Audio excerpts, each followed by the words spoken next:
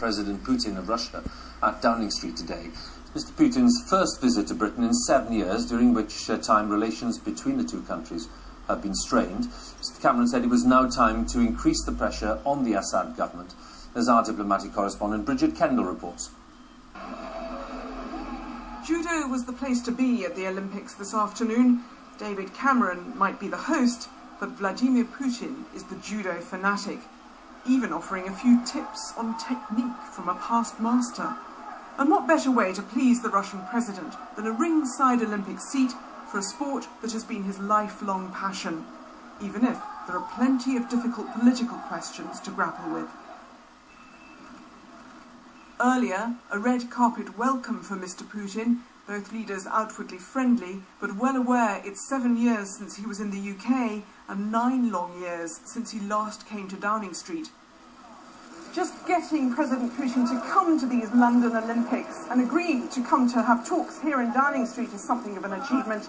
Relations between Britain and Russia have been decidedly frosty in the last few years, but there's still plenty to disagree about. Human rights and also, crucially, Syria. Britain blames Russia for blocking UN attempts to pile pressure on the Syrian government. Mr. Putin accuses the West of siding hypocritically with the rebels.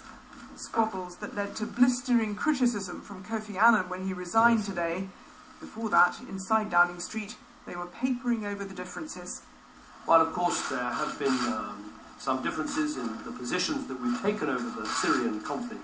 We both want to see an end to that conflict and a stable Syria. Mr. Putin, tellingly, even went out of his way to flatter Britain. I'd like to congratulate the UK and its people, he said, for the wonderful, unforgettable spectacle of the opening ceremony.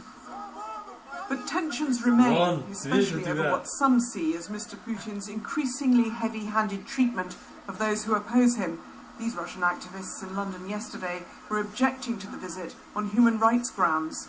Restrictions on the internet, restrictions over NGOs, non-governmental organisations, and a more uncertain business environment all suggest Russia has become a degree more totalitarian than it was in previous times. But that will be a side issue for the Russian president. This was the moment he came for, another judo gold for his country. And he was here to embrace the winner. What more could a judo president ask for? Bridget Kendall, BBC News.